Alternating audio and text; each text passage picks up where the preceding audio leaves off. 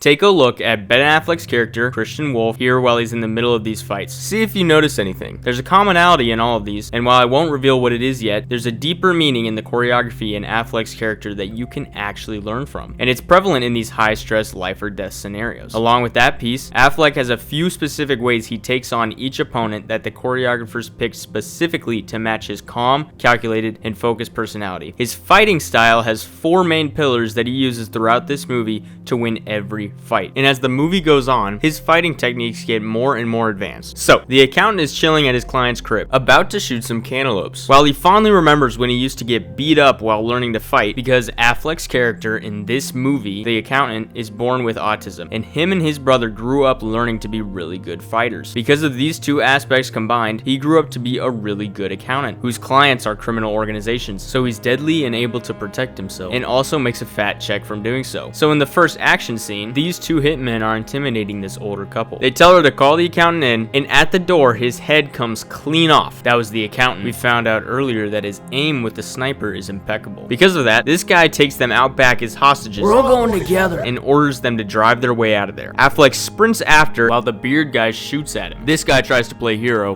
Don't be this guy. Affleck jumps in the trunk and knees the window in. Yanks the guy out, but the old guy slams on the brakes, so they tumble down onto the grass. Beard and mustache guy whips out a knife. Affleck basically smiles at it and takes his belt off. He whips it really quick at beard guy's face, just as a warning or a taste for what's about to come. It's at this moment, probably, where this guy is like, wait, who the heck is this guy? He's an accountant, right? That's what movie I'm in. This guy's a henchman in The Equalizer and John Wick, and many more action movies. Him and John Bernhardt are basically cameos everywhere. So he whipped out his belt, right? This brings me to my first pillar of the accountant's style. Improvised weapons. Well, actually, what we'll see later in the film is it's also stolen weapons. Affleck has nothing on him while this guy has a knife, but he does have a belt. You'll see this in a lot of action movies where there's a rope or a belt or a towel even that's used when a knife is involved. It's why I said Jason Bourne used improvised weapons too. It's usually used to wrap around the knife arm to get control of it and basically neutralize the threat, which is exactly what Chris does in this scene. Chris blocks with his arm, then puts the belt to the throat, then kicks him down. The throat chop with the belt is pretty good. This should have subdued him a little more than it did. In a life or death scenario, a chop to the throat will have someone gasping for air, and it has the capabilities to kill someone, but that has to be a really hard hit, like when nobody put a pipe to the throat. Clearly the belt here didn't really do anything. 2 dodges, and then the belt gets wrapped around the hand. See? I told you. Then some kind of uppercut, impossible to tell exactly where because of this dude's beard. This guy has only his arm left, and stupidly throws a punch, basically tying his body in a knot, where Affleck can throw him over his shoulder. By the way, he had way more than his arm. He had his head, his knees and legs. Things are moving quickly, of course, but there was more options he had before wrapping himself up and doing the work for Chris essentially. The throw over his shoulder totally stuns him, and Chris wraps the belt around his neck, then takes a step over to gain much more leverage. This guy's trapped, and after some questioning, Chris snaps his neck and he's dead. Something big shown in this first fight, that's a part of every fight Affleck's in, or everything he does, honestly, is his lack of emotion. He has 0 facial expression, just a blank look. He has that in his office, when talking to Anna Kendrick. This is shown as a trait that stems from his autism, but I also think it's the fact that he's really focused. When he gets down to one task, he can really focus on it, and he has to finish it, which is another big theme in this movie. Obviously, what is shown on the outside is different from what he's feeling on the inside, but how this connects to how he fights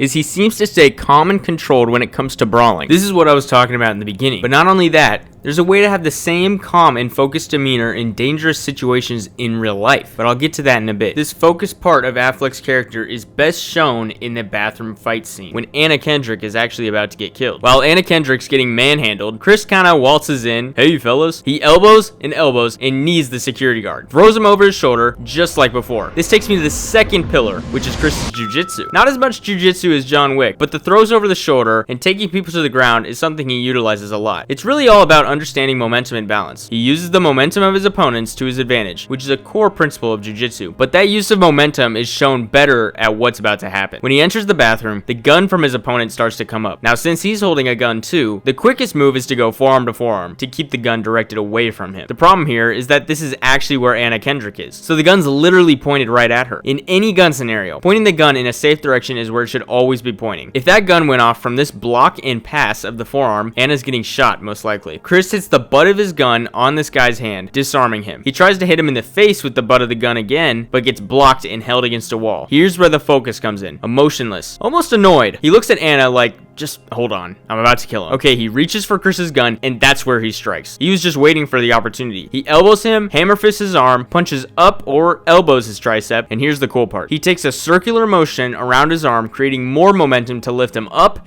and boom, right on the sink. He basically charged this guy up, got in a strong stance whilst keeping this guy off balance, and not even that much strength was needed for the lift and smackdown. So this is a tense situation where Affleck seemed to have a calm face and assess the situation without panic. He's even able to do this when it comes to being a one-man army. There's like 10 or 20 dudes in this house where Affleck is heading to kill this old man. Once one of the guys' comms go dark, they realize he's out there. One guy peers out of the window, and this brings me to my third pillar. Wait, but nothing's happened yet. Hold on.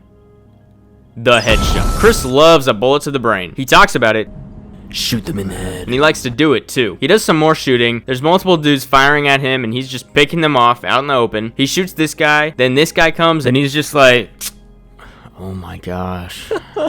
He's so unbothered. And boom, headshot. We get inside, and once he grapples around with this guy, he locks his arm by looking through it, shooting the last guy and rolling his whole body down. Stands up and kills him. That's just a fluid move. I liked it. He dodges these bullets through the wall. Like, how did you predict this? Same for John Wick when he did this. Like, come on. They fall through glass, and here comes my favorite part. Welcome to the rapid bald guy segment. I'm analyzing Affleck's character, but the choreography they have this random bald guy do is so good, it's worth labeling his style with his own set of pillars. First of all, he rolls in. Totally unnecessary, but sick. He grabs the wrist and directs the gun away, locking it up, and twists/rotates the arm this way to flip Affleck forward. Bald guy pillar 1, joint locks. Bald guy has the arm isolated, but he can't disarm it quick enough as Affleck's back on the offensive. They wriggle out, and bald guy disarms the gun. Punch, headbutt, kick. Bald guy's angry, but he's also focused. Something we're going to see this character not be able to do in a little bit. He's able to dodge multiple punches, which gives him pillar 2,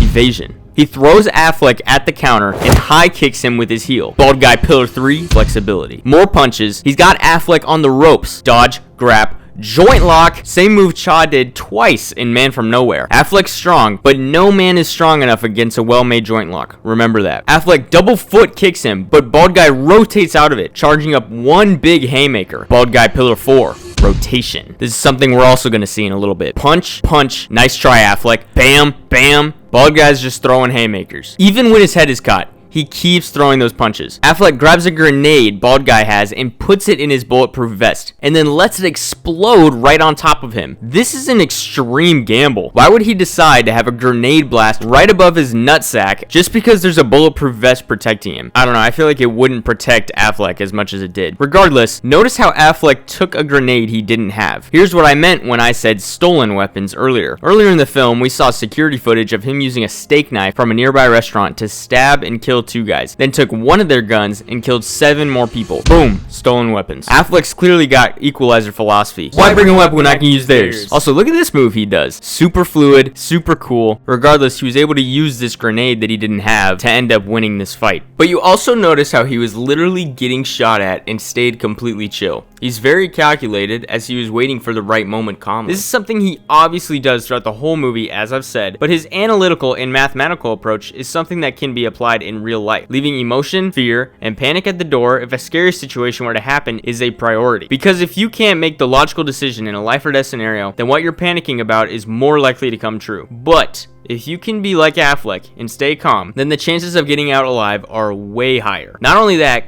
to take it a step further, if you see something horrific, you need to be able to block that out of your mind to continue on until you're in a safe enough spot to process it. This is what I was talking about in the beginning. Affleck's ability to stay unbelievably calm in life or death scenarios is the biggest reason why he's able to come out on top every time. Let me give you an example from The Bourne Identity. When Jason Bourne was busy fighting this guy, and Marie is just watching and flipping out. She screamed his name mid-fight.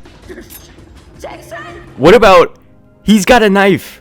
Not just my name. She lost it when she saw her face. He's got my picture. Alright, just stay back. No. Making Jason tell her to back up, and then this guy jumped out the window. Then he's like, we gotta go. And she goes into shock. He went out the window. Why would someone do that? Come on, Marie. Listen, Brant, people are gonna panic. You can't expect everyone to stay calm in a life or death scenario. And you're right. Actually, I can. This is the one time it matters. The one time your adrenal glands are truly needed. That's right, so how do you learn not to panic? By learning self-defense. Are you going to be in an unsafe situation ever in this life? Yes. So many times you can't even count. Protecting yourself is not emphasized in life as much as it needs to be. Because all it takes is one singular time. One single moment. It could happen today, tomorrow, in 20 years. Imagine setting aside a few months to a year to gaining the skills and knowledge of self-defense. Then you're set up for a lifetime. These videos I'm making aren't a masterclass education on self-defense, but they're not pure entertainment either. My mission with this channel is for you to finish a video and know that if someone's trying to kidnap you, you chop at their throat as hard as possible. You elbow at their head so they let go and you can escape. It is a disservice to yourself to end up in a dangerous situation and panicking because you don't know what to do. That's what Affleck's character meant to me most when I watched this movie, is when that knife comes out, he's cool as a cucumber. And me in the audience, I'm thinking, oh yeah, Affleck's got this. Imagine if you felt the assurance about yourself as you do of the protagonist of an action movie. So be like Affleck and keep your head in the game. Stay calm and logical. Now there's other examples in this movie, like bald guy stayed focused, but he was also very angry. And in the final scene, Jon Bernthal was angry and wasn't able to focus. His emotions overcame him, and the result is exactly what you'd expect. Affleck's character doesn't want to fight Jon Bernthal, so he's kind of just letting him wail on him. But Jon Bernthal calls him weird. So he doesn't cut it, you weird. So yeah, those are fighting words. He's forcing Affleck to fight back at this point. So Affleck grabs him by the waist. Okay, John's trying to get out of this by breaking open the hands. And there's a way to do this, but first priority is to make sure the arms can't go higher and to drop your weight. Because if the hands go higher, they can get in your armpits, then it's much harder to break out of. And if they lift you up before you drop your weight, you're a little bit more toast than before. Here's another part where understanding all weak points in the body is important. You can drive your elbows into his face, stomp the top of their feet. Now from the rear, if he's grabbing me under the arms, I see that foot. Once again, we're doing everything we possibly can to defend ourselves. Well said. Drive your heel into their groin if possible. If you can get a handle on the finger of the person holding you, you can also lock that finger up, and then you can actually be in control of the person through their locked finger. Whatever you do though, keep fighting and escape as quick as you can get loose. Jon Bernthal just gets thrown here though, and they get up on the wall where he knees Affleck's stomach. But Affleck pushes him back and Beyblades his elbow into his face. That did some serious damage. This is what happens when you learn from bald guy's rotation. This looked super sick too, but just imagine, an elbow swung around gets you right in the mouth. Whole face goes numb. Dang, that's a good move right there. You see John's angry in this fight. Affleck's letting him wail on him. Well, maybe his stunt double is. But he's staying calm, whilst John's losing his mind. That anger, that emotion, is exactly why this is what ends up happening. You see this happening everywhere in life. When emotions are high, you say something you don't mean, you make a stupid mistake, whatever. But Affleck here, cool as a cucumber. He's still making calculated, calm, and logical decisions, which is why he blocks both punches thrown with the same forearm and puts a blow in the chest. Where John's holding his chest, it could have hit the sternum, which would hurt very bad, maybe knock the wind out of you. Then Affleck parries a punch and slams John on the ground. Now that will knock the wind out of you for sure. They sit down and talk out their problems, kinda, not really, and Affleck makes an empty promise before leaving. The focused demeanor of Affleck conversed with the erratic and crazy demeanor of Jon Bernthal was a dichotomy to show in this fight. It really puts on display how powerful it is to be calm and calculated in tense scenarios. If you've ever played a sport and the more emotional or angry you got while playing, the worse you played, and then that made you more angry, making you play even worse, it's a negative feedback loop. And important to understand that the same goes for panicking in dangerous situations. So as I mentioned, take the steps to learn how to protect yourself. It's more important than you think. My favorite part about Affleck's character though is his social interactions throughout this movie. It genuinely had me laughing out loud when I watched it for the first time. Mrs. Rice? Dolores. I know the movie's explaining that it's his autism, but it seriously seems like he just hates talking to people. It's so funny. I wouldn't take a dime without his say-so. You're angry. Oh. When he sat down for lunch and Anna Kendrick would not shut up. How did you, get into financial consulting? He answers her, and he thinks the conversation's over. Okay. I like the balance of it.